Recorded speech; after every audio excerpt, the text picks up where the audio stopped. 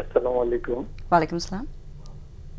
যে আমার একটা কোশ্চেন ছিল, সেটা হলো যে মেয়েদের জরায়ু ক্যান্সারের যে টিকাটা দেওয়া হয়, সেটা অনেক সময় বলা হয় যে কুমারী অবস্থা থাকা কুমারী অবস্থা থাকাতে দেওয়া নাকি বেটার, বা এটা কি বিয়ের আগে দিবে না বিয়ের পরে? এটার বিষয়ে আমি একটু বিস্তারিত জানতে চাচ্ছিলাম।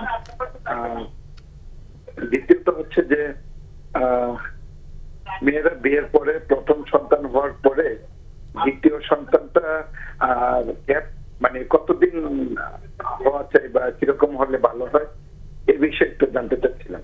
জি, অনেক ধন্যবাদ দর্শক আপনার প্রশ্নের জন্য। খুবই ইম্পর্টেন্ট দুইটা প্রশ্ন আসলে আপনি করেছেন। আমাদের সাথে থাকুন, ডক্টর আপনাকে শুনতে পেয়েছেন। জি, থ্যাংক ইউ। আপনি বেশ গুরুত্বপূর্ণ একটি প্রশ্ন করেছেন, সেটা হচ্ছে ভ্যাকসিন। তো জরায়ুর ক্যান্সার প্রতিরোধ করবার জন্য যে ভ্যাকসিনটি এসেছে সেটি কিন্তু আমাদের সরকার স্কুল পর্যায়ে একদম রুট লেভেল থেকে দিচ্ছেন। সেটি কেমন করে তিনি দিচ্ছেন? 14 বছর বয়স হলেই একটি করে ডোজ তারা পাচ্ছেন। এটি হচ্ছে মূল একটি ডোজ। হ্যাঁ, এখন কথা হচ্ছে দুটো ডোজ দেওয়া যাবে কিনা, একটা ডোজ দেওয়া যাবে কিনা। আমরা প্রাইভেট হয়তো দুটো ডোজ দিচ্ছি, কিন্তু WHO ওয়ার্ল্ড হেলথ অর্গানাইজেশন তারা কিন্তু বলেছে একটি ডোজই যথেষ্ট। সুতরাং সকল নারীকে, সকল তরুণীকে এই একটি ডোজ নিতে হবে। তিনি বলেছেন কুমারী করলে আমরা যদি প্রাইমারি ডোজটা দিই সেটাতে তার ইফেক্টটা হচ্ছে। এক্স্যাক্টলি।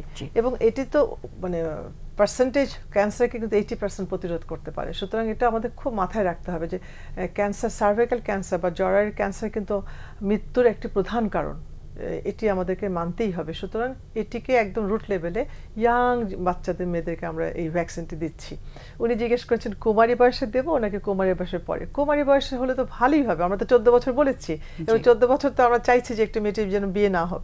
সুতরাং সে সময় খুবই চমৎকারভাবে কাজ করছে। হ্যাঁ, বিয়ের পরে উনি বলছেন যে যদি কুমারী না থাকে তাহলে দেওয়া যাবে, অবশ্যই দেওয়া যাবে। যে মেয়েটি পায়নি সে 14 বছরের ডোজটি, সে 16 বছর, 18 বছর, 26 বছর, 30 বছর পর্যন্ত নিতে পারে। সুতরাং তাকে নিতেই হবে।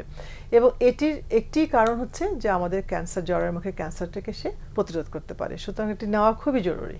অবশ্যই। এবং বয়সের সাথে সাথে কি এটার কার্যক্ষমতা কমে যাওয়ার কোনো সম্ভাবনা আছে কিনা? এটি যেহেতু বলা 14 হচ্ছে বছর থেকে শুরু করতে বলা হচ্ছে। যত ইয়াঙ্গার মানে ভ্যাকসিনের যত ইয়াং বয়সে হয়, তখন ওই ভাইরাস, যে ভাইরাস দিয়ে ক্যান্সারটি হয়, HPV বলা হয়, 16 and 18, ওই ভাইরাসের প্রকোপটা ইয়াং বয়সে খুব একটা হয় না। সুতরাং তখন যদি আমরা দিতে পারি তাহলে আমাদের ওটা পরে ঢুকতে পারে না। কিন্তু অলরেডি যদি এক্সপোজার হয়ে যায় তখন ভ্যাকসিন দিলেও অনেক সময় কার্যক্ষমতা কম হয়। মানে মেইন বিষয়টা হচ্ছে সেক্সুয়াল অ্যাক্টিভিটি স্টার্ট করার আগে যদি কেউ ভ্যাকসিনটা দেন তাহলে তার কার্যক্ষমতাটা অনেক বেশি হবে। জি, অবশ্যই। অনেক ধন্যবাদ। আর দ্বিতীয় প্রশ্ন করেছেন উনি যে গ্যাপিং, মানে প্রথম বাচ্চা থেকে পরের বাচ্চা স্পেসিংটা কিরকম হলে? স্পেসিংটা, হ্যাঁ, স্পেসিংটা আমরা বলি যে খুব ভালো হয় 4 বছর।